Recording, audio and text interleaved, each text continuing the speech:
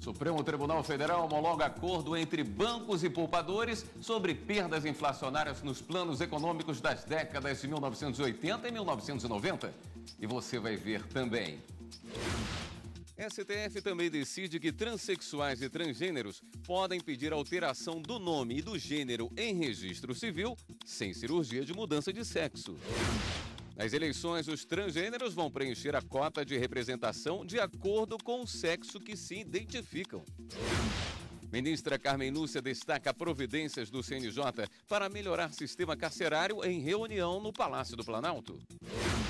Ministro Edson Fachin determina transferência para a União de 71 milhões de reais de contas do publicitário João Santana. Essas e outras notícias agora no Jornal da Justiça.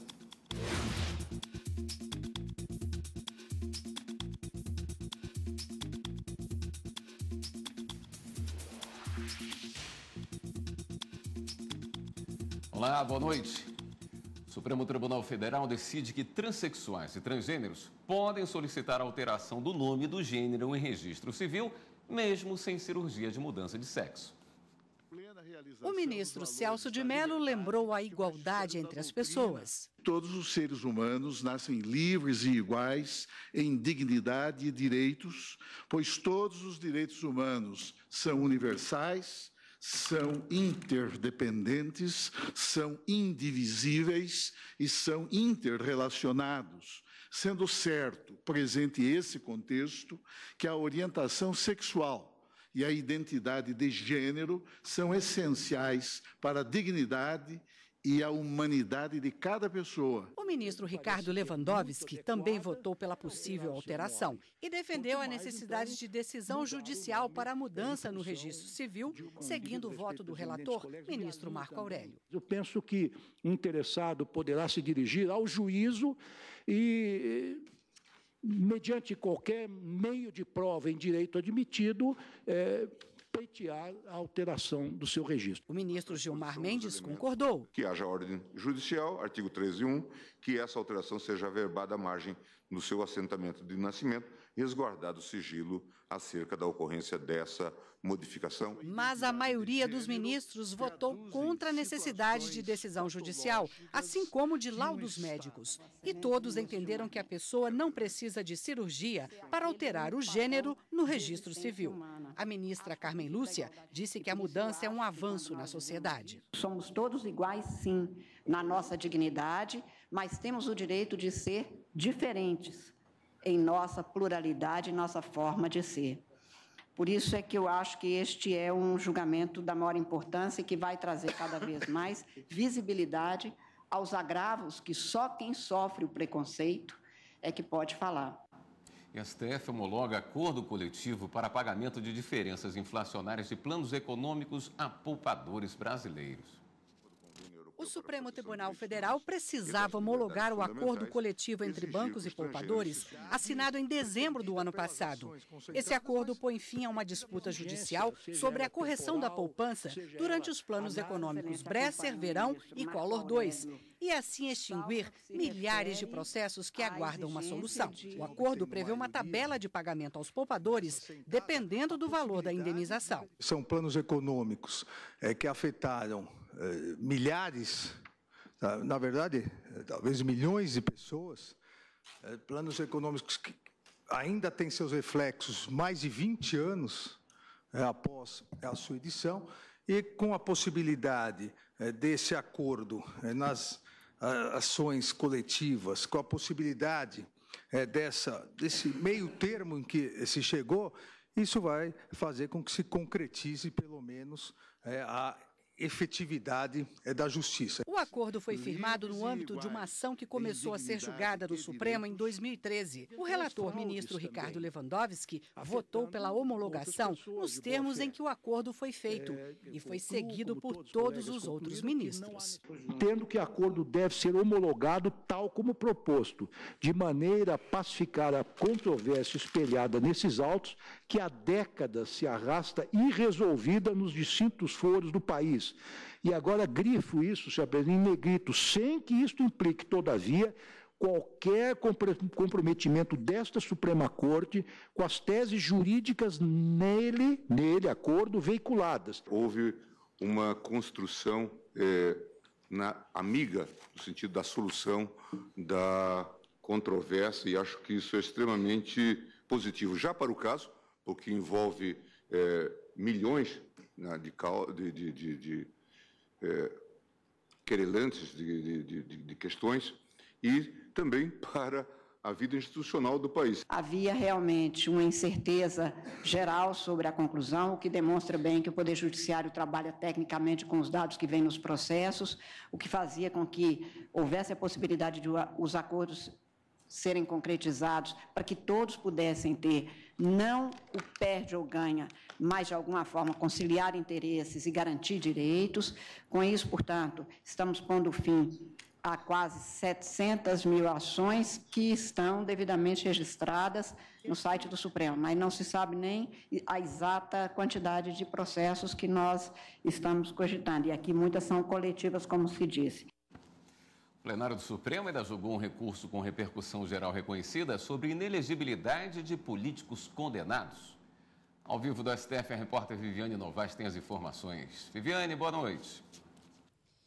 Boa noite, William. Boa noite a todos. Olha, o plenário do Supremo decidiu que a inelegibilidade de 8 anos para os condenados pela Justiça Eleitoral por abuso de poder econômico e político, como prevê aí a lei da ficha limpa, pode ser aplicada de forma retroativa a partir das eleições de 2012. Esse período de 8 anos inelegíveis foi considerado válido pelo Supremo em outubro do ano passado. Na sessão plenária de hoje, o ministro Ricardo Lewandowski defendeu que o prazo passasse a valer a partir das eleições deste ano e não de forma retroativa. E foi seguido aí por alguns ministros, mas a maioria votou mesmo pela validade a partir das eleições, William, de 2012. William. Obrigado pelas informações, Viviane. A presidente do Supremo, a ministra Carmen Lúcia, se reuniu hoje pela manhã com o presidente da República, presidentes da Câmara e do Senado e governadores para discutir a segurança pública no Brasil. No encontro foram discutidas as medidas adotadas pelo governo federal e pelos estados em relação à segurança pública. Isso envolve também a situação do sistema penitenciário. Ontem, o Conselho Nacional de Justiça apresentou para o novo ministro da Segurança Pública o Banco Nacional de Monitoramento de Prisões.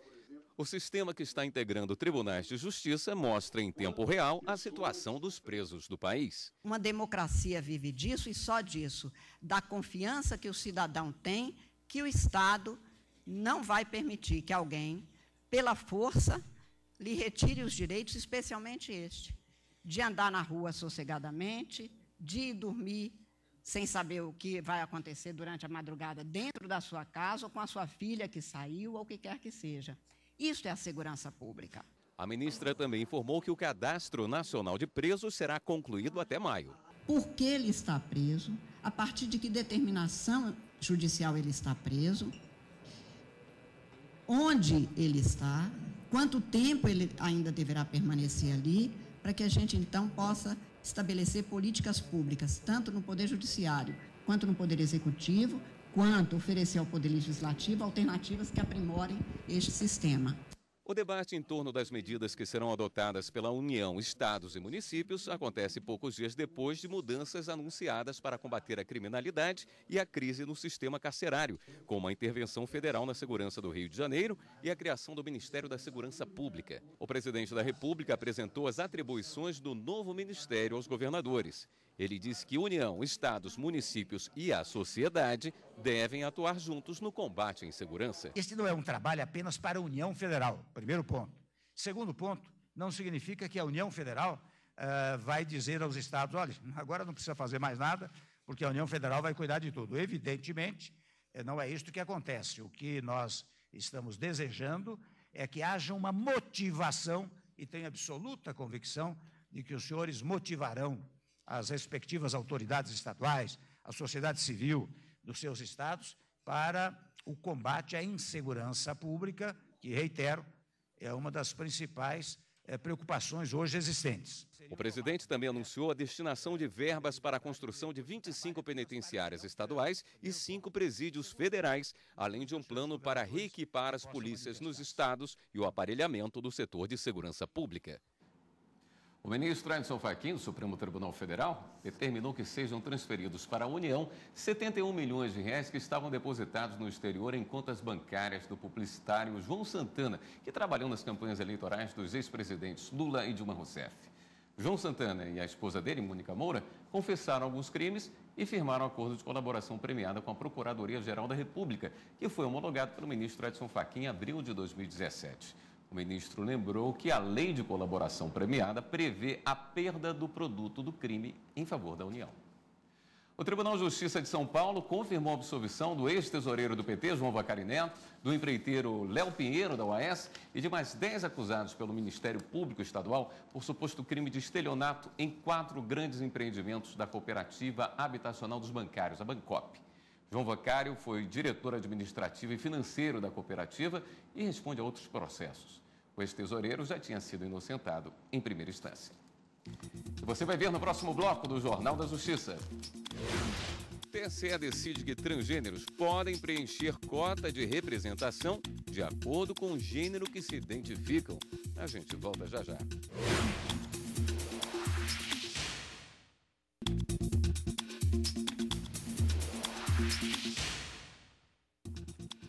O Tribunal Superior Eleitoral julga processos referentes às eleições gerais de outubro. O Tribunal Superior Eleitoral definiu que candidatos transgêneros devem preencher a cota de representação de acordo com o gênero com o qual se identificam. Além disso, o nome social vai poder ser utilizado na urna, desde que respeitados os critérios já estabelecidos na legislação eleitoral. O plenário seguiu por unanimidade o entendimento firmado pelo ministro Tarcísio Vieira de Carvalho Neto, ao responder consulta formulada por uma senadora do Rio Grande do Norte. É possível o uso exclusivo do nome social nas urnas eletrônicas, observados os parâmetros do artigo 12 da Lei das Eleições, que permite o registro do, aspas, prenome, sobrenome, cognome, nome abreviado, apelido ou nome pelo qual é mais conhecido, desde que não se estabeleça dúvida quanto à sua identidade, não atente contra o pudor e não seja ridículo ou irreverente. A resolução que regulamenta o voto impresso nas eleições deste ano foi aprovada na sessão desta quinta-feira. Agora, o Tribunal Superior Eleitoral tem até o dia 13 de abril para definir a quantidade de sessões eleitorais que vão utilizar o módulo impressor do voto no pleito de outubro. Nós aprovamos a minuta de resolução que dispõe sobre o procedimento a serem adotadas nas sessões eleitorais que utilizarão o módulo impressor nas eleições. Os ministros julgaram extintas representações que tratavam sobre propaganda partidária irregular. Isso porque a punição para a irregularidade é a suspensão de tempo das inserções no segundo semestre seguinte ao do julgamento. Como a lei que criou o Fundo Especial de Financiamento de Campanha acabou com a propaganda partidária, o plenário seguiu o entendimento do relator, ministro Napoleão Nunes Maia Filho, de julgar as ações extintas sem julgar o mérito dos processos. A venda de alimentos in natura para beneficiamento em outros estados do país deve ter certificado sanitário do Ministério da Agricultura. A decisão do Superior Tribunal de Justiça que negou o mandado de segurança da Associação dos Criadores de Camarão do Piauí. A primeira turma do Superior Tribunal de Justiça aceitou, por unanimidade, recurso da União contra mandado de segurança da Associação dos Criadores de Camarão do Piauí. A associação entrou na Justiça após ser informada sobre a necessidade de que qualquer produto ou matéria-prima de origem animal precisa de certificado do Ministério da Agricultura para ser transportada para outras regiões. Para a associação, a medida limita o livre mercado e é cobrada de forma indevida na etapa de transporte, uma vez que a fiscalização federal só deveria acontecer quando o produto é preparado para o consumo.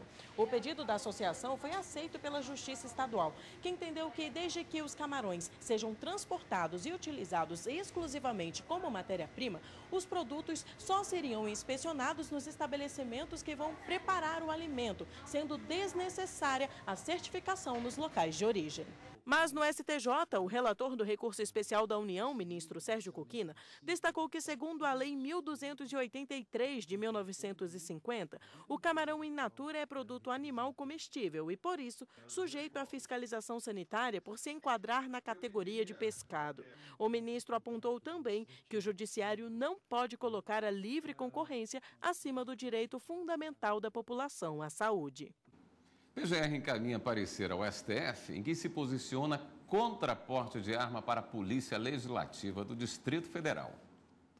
Nada de porte de armas de fogo para a Polícia Legislativa do Distrito Federal. Foi o que defendeu a Procuradora-Geral da República. Raquel Dodge enviou os argumentos para o Supremo Tribunal Federal e destacou que, apesar da Câmara Legislativa ter competência para organizar a própria polícia, não tem autorização para tratar de assuntos de interesse nacional. Nesse caso, competência exclusiva da União. Por conta disso, a Procuradoria-Geral da República é contra a norma do Distrito Federal e reforça que a medida fere a Constituição, já que permite o porte de arma de fogo para agentes públicos que não estão previstos no Estatuto do Desarmamento. No parecer encaminhado ao Supremo, Raquel Dodge afirmou ainda que, nesse caso, o porte de arma é ilegal e representa conduta penal típica. O ministro Ricardo Lewandowski, do STF, negou habeas corpus ao ex-diretor do Serviço Autônomo de Água e Esgoto de Governador Valadares, em Minas Gerais, Omir Quintino Soares, denunciado pela suposta prática dos crimes de corrupção passiva, fraude à licitação e associação criminosa. A defesa dele pediu a revogação da prisão preventiva decretada no âmbito da Operação Mar de Lama. O ministro verificou que o decreto de prisão foi fundamentado na garantia da ordem pública e econômica.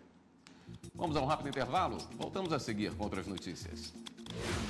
Mesmo sem documentação exigida, ex-presidiário consegue na Justiça direito de se matricular em universidade. Os detalhes depois do intervalo.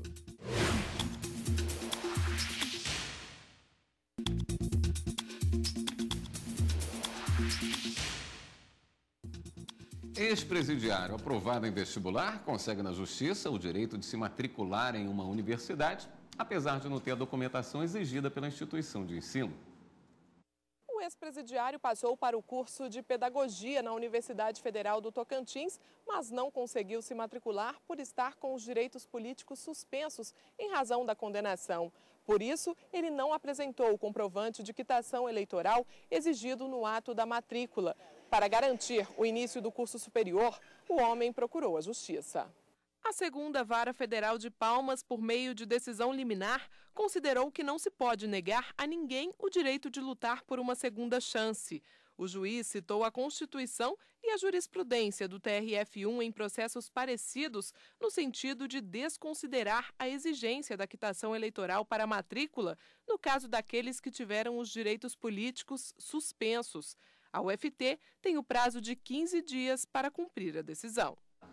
O Poder Judiciário de Alagoas é destaque no Juízo Proativo. O projeto garante reconhecimento e benefícios às unidades jurisdicionais do primeiro grau, como varas e juizados especiais cíveis e criminais do Estado.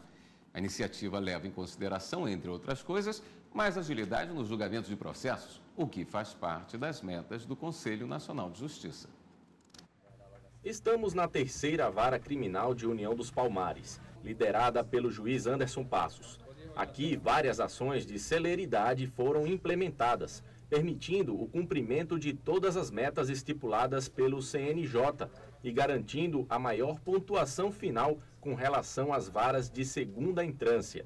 Na meta 1, o CNJ diz que deve haver mais processos julgados do que os que são distribuídos durante o ano. O Conselho Nacional de Justiça recomenda 100%, mas a unidade superou o valor, sentenciando 29% a mais.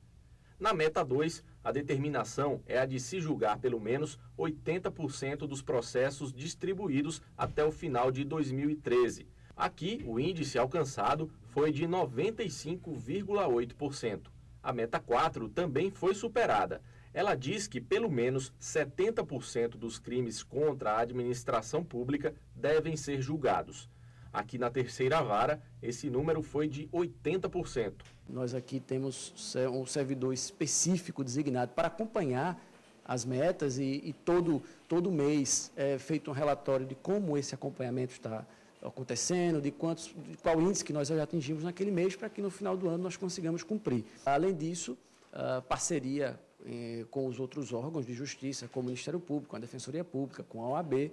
O juiz Anderson Passos lembrou ainda que enquanto o CNJ estipula que os processos não devem ficar parados por mais de 100 dias, aqui ele determinou uma meta de 30 dias. A designação da audiência de instrução e julgamento logo no momento em que há o recebimento da denúncia.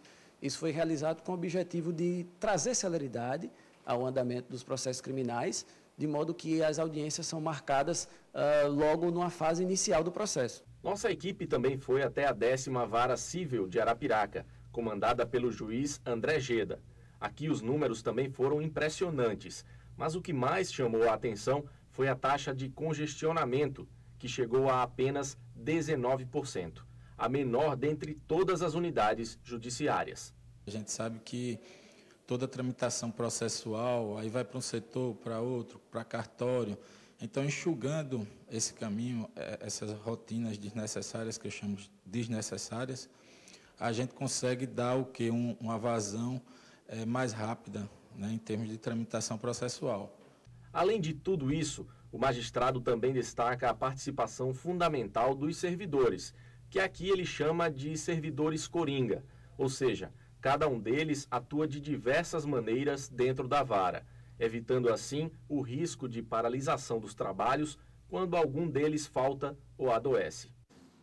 Um relatório internacional revelou que o mundo voltou a emitir dióxido de carbono em excesso. Quantidade igual só foi registrada 800 mil anos atrás. E o Brasil ocupa o 6º lugar no ranking de emissão de carbono na atmosfera. Especialistas advertem que medidas sustentáveis precisam ser tomadas imediatamente. O mundo em alerta vermelho. Menos água na torneira, reflexo dos baixos índices registrados nos reservatórios, plantações inexistentes por conta de graves estiagens, cidades e populações devastadas por furacões, aquecimento global e aumento da temperatura terrestre. Esses são alguns dos problemas gerados pelas mudanças climáticas que se intensificaram nos últimos anos e ameaçam a nossa e a futura geração. O principal vilão das mudanças climáticas é a queima de combustíveis fósseis, de carvão, de petróleo, que geram quase 80% das emissões globais. Além do aumento das emissões de combustíveis fósseis, por processos industriais, automóveis, etc., a gente está tendo uma perda do nosso estoque. Então as florestas captam menos, a gente emite mais e o processo se potencializa. Aliado a essas constatações, um relatório internacional publicado no final de 2017 revelou que a Terra voltou a emitir dióxido de carbono, o CO2, em alta concentração. Algo semelhante ao que havia sido registrado há 800 mil anos. É cada vez mais complicado. É um desafio imenso compreender e agir com os dados que já estão disponíveis pela comunidade científica. É evidente que esse desafio, acreditamos, seja possível vencê-lo com a ajuda de todos ou a colaboração de todos, no sentido de termos ações que visem não apenas plantar florestas, mas também diminuir o ritmo que se destrói o que se faz, o desmatamento. O Brasil ocupa o 6º lugar no ranking de emissão de carbono na atmosfera. No topo estão China e Estados Unidos. Para que o quadro não piore ainda mais, é necessário adotar medidas urgentes que envolvam todos os setores da sociedade. Como ação de Estado, o Brasil assinou em 2015, ao lado de 195 países, o Acordo de Paris das Nações Unidas sobre a mudança de clima. Com a ratificação do documento pelo Congresso Nacional em 2016, o país se comprometeu, entre outros pontos, a reduzir a emissão de gases do efeito estufa em 37% até 2025 e acima dos 40% até 2030. As metas brasileiras envolvem aumentar o uso de bioenergia sustentável, restaurar e reflorestar 12 milhões de hectares de florestas e alcançar uma participação estimada de 45% de energias renováveis na composição da matriz energética até 2030. O Brasil ele tem alguns instrumentos, nós temos uma lei que define a política nacional de mudança do clima e um dos instrumentos dessa lei é o Plano Nacional de Mudança do Clima. Então o Brasil nesse plano, ele traz alguns instrumentos e alguns mecanismos e traz até algumas metas que ele acredita serem viáveis para alguns setores. Então é possível reduzir no setor industrial, no setor agrícola, no setor energético, no setor de serviços. Somado ao esforço governamental, também estamos eu e você. Pequenas atitudes do dia a dia refletem diretamente na preservação do meio ambiente. Na prática, tente deixar o carro mais na garagem, caminhe ou use bicicletas. Para locais mais distantes, quem sabe uma carona solidária. Em casa, lavar a roupa com água fria pode reduzir a emissão de gases do efeito estufa em até 15 vezes. Ventiladores podem ficar no lugar do ar-condicionado e ainda apagar as luzes e tirar da tomada os aparelhos que não estão sendo usados. Para aqueles que preferem ir além, projetos como compostar podem ser adotados. A iniciativa realizada em Brasília recolhe de pelo menos 80 pessoas o lixo orgânico gerado na casa e devolve em forma de adubo. É muito legal, principalmente pela conscientização e por mostrar para as pessoas nas casas que elas podem trabalhar num ciclo fechado, que é um dos pilares da sustentabilidade, né? Você conseguir fazer um ciclo onde o que você gera, o que você está produzindo de lixo está sendo reaproveitado, virando um novo produto, que no caso é o adubo, que está sendo usado para produzir um novo alimento. O Jornal da Justiça fica por aqui. Uma boa noite para você e continue aqui na TV Justiça.